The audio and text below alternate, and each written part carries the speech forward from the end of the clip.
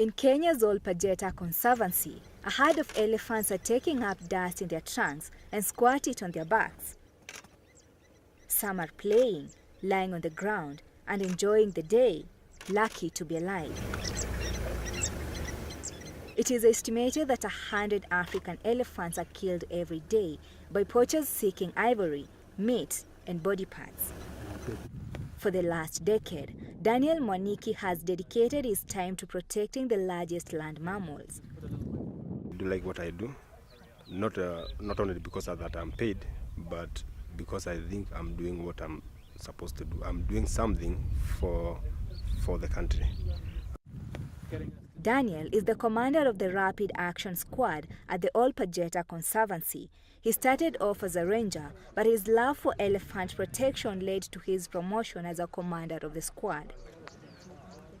My future expectation is to protect wildlife and have that young generation, that is upcoming generation, experience. I will not hear about dinosaurs the way you normally hear about them.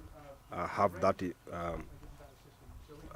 visual of rhinos, have that privilege to see rhinos and elephant. But the future of Africa's elephant and rhinos depends on the ability of its nations to battle together against poaching. That's why heads of state from Uganda, Gabon, Kenya and Botswana gathered at a summit in Kenya to coordinate their efforts against this problem. They also asked for donations and called for the closure of the world's remaining legal ivory markets. In Gabon, we will do our part. And I know you all do yours, because we all agree. And Africa without its elephants would be a sadly diminished place. It will no longer be Africa. Each nation laid out their vision for actions with a proven impact. They include innovative rapid reaction systems, special operation ranger units, support for strengthening ivory prosecutions, electrified fences to keep elephants out of farmers' fields, and conservation investment strategies. Kenya, Uganda, Gabon and Botswana hold more than half of Africa's remaining elephants, forming the 4 Giants Club countries. During the summit, Ethiopia announced that it will become the 5th Giants Club member. Philanthropists and financiers have offered more than $5 million in immediate funding to launch a series of the new elephant protection interventions agreed upon by these African presidents heading the inaugural Giants Club Summit. From 1.2 million in the 1970s, the number of elephants roaming Africa has plunged to around 400,000.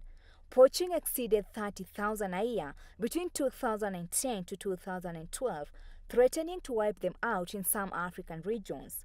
The future of rhinos, now numbering less than 30,000, is even more bleak if poaching is not checked. Signaling its commitment, Kenya set ablaze 105 tons of seized ivory, representing the death of about 8,000 animals. They also burnt 1.35 tons of rhino horn. It was the biggest ever burn of its kind. As the plumes of smoke rose up in the sky and the flames took hold of the tusks, it is a clear message to the world that the nation has zero tolerance for illegal ivory trade. And that is the reason why we are burning it, to demonstrate that we believe that the only value is in the living animal. And this is part of our plea for the total ban of ivory and rhino horn trade globally, so that we can kill the demand for these and enable our iconic species, which are really in danger of extinction, enable them to thrive again. Kenya staged its first such burning in 1989. President Uhuru Kenyatta dismissed those who argued that Kenya should instead have sold the ivory to improve its economy. In destroying the ivory, we reject once and for all those who think that our natural heritage can be sold for money. Currently, a kilogram of ivory goes for about $2,000, with high demand for it in China and Asia.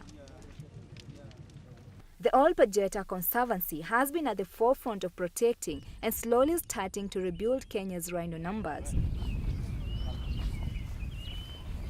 Daniel and his team have been using this helicopter equipped with night vision. They are also employing better intelligence to protect these animals. But it seems too late for the northern white rhino. Just 3 of the species remain in the wild and are under tight security at the Conservancy. Scientists are racing against time to work out artificial reproductive techniques for the aging animals. Daniel and his team will heave a sigh of relief when the new technologies of elephant and rhino protection start working.